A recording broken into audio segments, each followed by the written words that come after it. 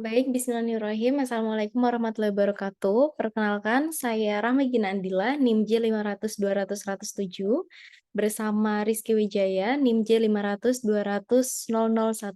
Di sini kami akan menjelaskan mengenai shock hipovolemik akibat trauma abdomen atau perdarahan intraabdominal. Baik, yang pertama definisi. Shock adalah sindrom klinis akibat gangguan hemodinamik dan metabolik ditandai adanya kegagalan sistem sirkulasi untuk mempertahankan perfusi ke organ tubuh. Shock hipovolemik didefinisikan sebagai berkurangnya volume sirkulasi darah dibanding dengan kapasitas pembuluh darah total, sehingga terjadi penurunan tekanan darah yang akan menurunkan perfusi di jaringan. Hal ini dapat disebabkan oleh hilangnya darah baik secara eksternal maupun internal, atau kehilangan cairan dan elektrolit dalam tubuh secara cepat. Salah satu penyebabnya yaitu perdarahan intraabdominal. Untuk epidemiologinya, angka insiden shock hipovolemik di Indonesia belum ada tercatat. Namun, menurut data penyebab shock hipovolemik tertinggi pada anak-anak di negara berkembang adalah diare. Menurut Riskesdas tahun 2018, pada shock hipovolemik akibat perdarahan, penyebab utama terbanyak adalah cedera traumatik. Persentase terjadinya cedera meningkat dari tahun 2007 sebesar 7,5 menjadi 9,2% pada tahun 2018. Untuk etiologinya, yang pertama disebabkan karena perdarahan, trauma dengan kerusakan jaringan lunak, itu contohnya perdarahan gastrointestinal, aneurisme aorta pecah, perdarahan akibat KET, trauma torak, dan tindakan bedah. Kemudian dikarenakan karena kehilangan cairan dari plasma, itu contohnya dehidrasi, muntah, diare, terapi diuretik, diabetes insipidus, dan infusiensi adrenal.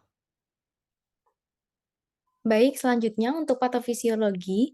Jadi, untuk shock hipovolemik akibat trauma abdomen itu diawali karena adanya trauma, seperti kecelakaan yang menyebabkan terjadinya perdarahan di intraabdomennya.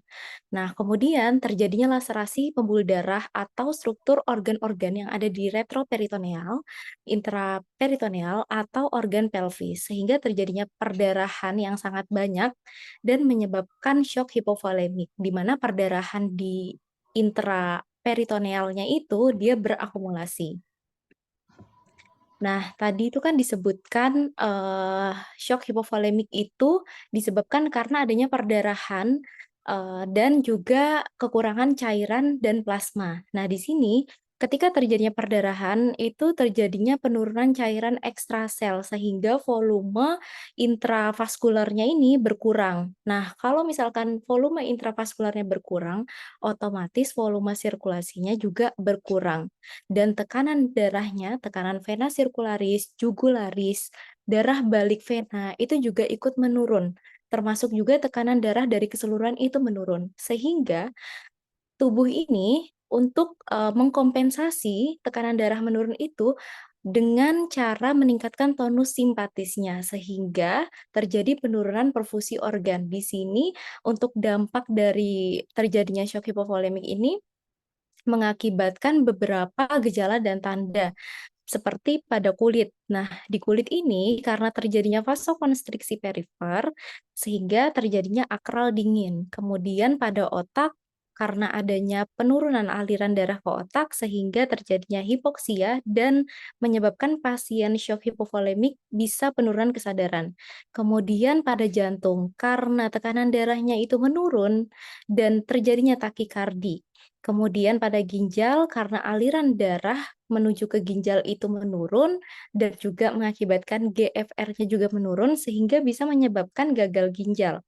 Kemudian pada jaringan tubuh lainnya, karena pada shock hipovolemik itu asupan oksigennya itu menurun dibandingkan kebutuhan oksigennya sehingga asam laktat meningkat dan menurunkan clearance oleh hepar, ginjal, dan otot skelet sehingga terjadinya asidosis laktat. Untuk manifestasi klinis di sini berdasarkan klasifikasinya ada 4 derajat, derajat 1, 2, 3, 4. Nah, untuk derajat 1 ini kehilangan darahnya 750 mili atau 15% dari keseluruhan darah. Kemudian untuk denyut nadi, tekanan darah, frekuensi nafas, output urin itu masih normal. Hanya saja menunjukkan gejala status mentalnya agak gelisah. Kemudian untuk derajat kedua. Nah, derajat kedua ini kehilangan darahnya 750 mili sampai 1.500 mili atau kehilangan darahnya 15 sampai 30%. Nah, di sini dari derajat 2, 3, 4 sudah mengalami takikardi. Tapi di derajat 2 ini tekanan darahnya masih normal. Mulai meningkat frekuensi nafasnya atau takipnea dan juga output urinnya juga menurun. Nah, di sini ada status mentalnya cukup gelisah. Kemudian untuk derajat ketiga, kehilangan darahnya 1.500 sampai 2.000 mili. Kemudian takikardi 120 sampai 140 dan tekanan darah di derajat ketiga sama keempat itu udah mulai menurun, kemudian frekuensi nafasnya 30 sampai 40 di derajat 3, output urinnya juga menurun dan sangat gelisah. Kemudian di derajat 4, derajat yang paling serius di sini karena kehilangan darahnya lebih dari 2.000 atau lebih dari 40%. Kemudian, udah takikardi, kemudian tekanan darahnya juga cukup menurun, frekuensi nafasnya sangat cepat lebih dari 40, tidak ada urin yang keluar atau tidak menghasilkan urin, kemudian status mentalnya bingung. Nah, untuk resusitasinya, derajat 1, 2 itu hanya membutuhkan kristaloid, sedangkan derajat 3, 4 membutuhkan kristaloid dan juga transfusi darah. Nah, untuk penegakan diagnosisnya, itu yang pertama dari anamnesis secara keseluruhan pada pasien syok hipovolemik akibat trauma abdomen itu ditemukan lemas tidak bertenaga, nafas terengah-engah, sulit berbicara, perut terasa penuh, dan juga adanya riwayat trauma. Kemudian dilakukan pemeriksaan fisik, kulitnya dingin, akral dingin, pucat, sianosis, takipnia, takikardi, hipotensi, penurunan kesadaran, dan juga oliguria. Kemudian dilanjutkan pemeriksaan abdomen secara spesifik, ditemukan perdarahan, memar, nyeri tekan, deformitas, nyeri ketuk, ada bising usus. Dan pemeriksaan penunjang perlu dilakukan seperti pemeriksaan darah rutin untuk mengetahui apakah adanya anemia karena kehilangan banyak darah, penurunan hemoglobinnya, dan juga apakah ada penurunan hematokritnya. Kemudian CT scan untuk melihat apakah ada aneurisma aorta.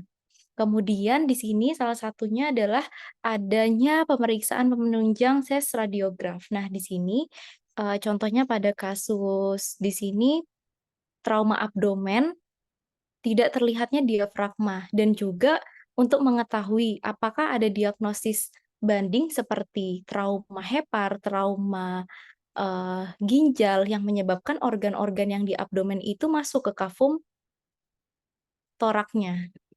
Kemudian untuk diagnosis bandingnya bisa ditemukan trauma ginjal, trauma hepar, ruptur vesika urinaria, ruptur uterus, atau trauma duodenum. Selanjutnya untuk tata laksana primer ada ABCD, yaitu yang pertama airway, paten ganjal nafas, breathing, kemudian evaluasi usaha nafas, kemudian circulation. Kita harus hentikan sumber kehilangan cairannya, kontrol perdarahannya, kemudian disability, evaluasi neurologisnya, status neurologis, kemudian exposure, cegah hipotermi, kemudian dilanjutkan pemeriksaan EKG, dan lain-lain. Kemudian untuk secondary survey, setelah primer yang sudah dilakukan, kita harus mengetahui EMPL, alergi, status alerginya, pengobatannya, histori dari pengobatan sebelumnya, apakah dari riwayat penyakit, kemudian terakhir makan apa, dan juga bagaimana kronologis kecelakaannya. Nah, kemudian, untuk derajat 1, 2 itu membutuhkan kristaloid. Nah, kristaloid pada dewasa itu 1 liter, sedangkan pada anak-anak yang berat badannya lebih dari 40 kilogram, itu 20 mili per kilogram berat badan. Kemudian untuk transfusi darah, indikasinya ketika HB-nya itu kurang dari 8 atau hematokritnya kurang dari 30% pada orang tua, tapi pada orang yang memiliki kelainan paru, kelainan jantung, itu terhitung ketika HB-nya kurang dari 10 gram per desiliter. Kemudian pada kasus bedah mayor, kehilangan darahnya lebih dari 11% volume darah.